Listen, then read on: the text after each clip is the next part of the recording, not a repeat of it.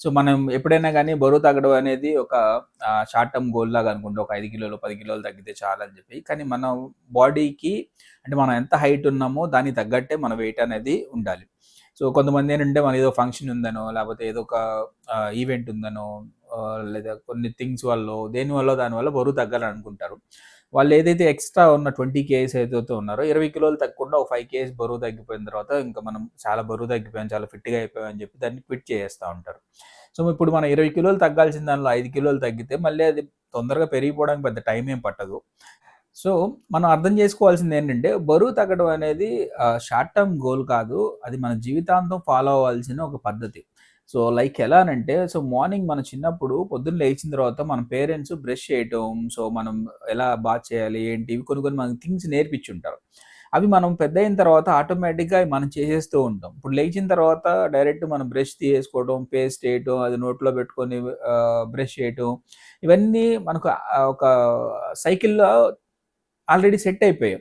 దాన్నెవరు నేర్పించాల్సిన అవసరం లేదు. కానీ ఒకప్పుడు మనల్ని అది ఒకళ్ళు నేర్పించారు కాబట్టి ఈరోజు మనం అవన్నీ కళ్ళు మూసుకొని గూడా లేచిన తర్వాత నిద్రమత్తులో గూడా సేమ్ అదే ప్లేస్‌కెళ్ళి మనం ఫాలో అవుతూ ఉన్నాం అవన్నీ. సో, అలానే మనం బరువు తగ్గేటప్పుడు గూడా మనం ఏం తినాలి, ఎలా తినాలి, ఎలా ఉండాలనేది గనక నేర్చుకోగలిగితే సో, అది జీవితాంతం మనం ఫాలో అవ్వచ్చు. సో, ఇప్పుడు మనకి ఫుడ్ ఏదైతే ఉందో ఏదైతే మన బాడీకి కావాల్సిన క్యాలరీస్ ఉన్నాయో, ఆ క్యాలరీస్‌ని పర్ఫెక్ట్‌గా మెజర్ చేసుకొని మనం తీసుకోగలిగితే సో, బరువు పెరిగే అవకాశం ఉండదు. సో, అందుకోసమనే మన క్యాలరీస్ ఏవైతే ఉన్నాయో ఆ ఇంటేక్‌ని మనం కరెక్ట్‌గా ప్రాపర్‌గా తీసుకొని సో, మనం హెల్తీగా ఉండడానికి ఒక వే లాగా ఆధారపడి ఉంటుంది. ఇప్పుడు చాలా రకాలుగా చాలామంది ట్రై చేస్తా ఉంటారు బరువు తగ్గడానికి. సో, కొన్ని రోజుల తర్వాత దాన్ని క్విట్ చేస్తా ఉంటారు.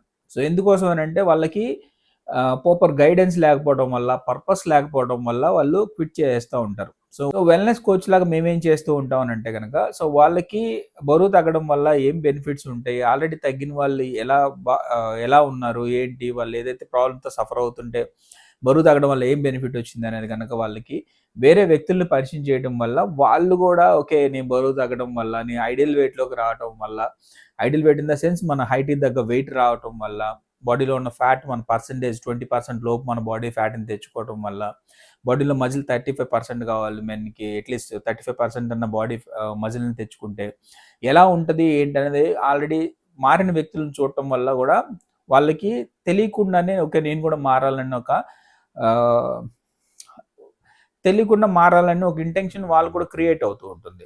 సో, జనరల్‌గా ఏంటంటే మనం నలుగురితో కలిసున్నప్పుడు, ఆ నలుగురు ఏవైతే ఆఫర్ చేస్తారో అది డెఫినైట్‌లీ మనం తీసుకోవాల్సిందే. ఎందుకోసం అనంటే మనకు పర్పస్ లేదు కాబట్టి. సో, మీకు గనక ఒక పర్పస్ ఉండి బరువు తగ్గుదాం సీరియస్‌గా ఉంటే గనక సో, డెఫినైట్‌లీ మేము హెల్ప్ చేస్తాం. సో, అలా ఎవరైతే సీరియస్‌గా బరువు తగ్గుదాం అనుకుంటున్నారో సో, మమ్మల్ని కాంటాక్ట్ చేయొచ్చు. సో, డెఫినైట్‌లీ మేము హెల్ప్ చేస్తాం.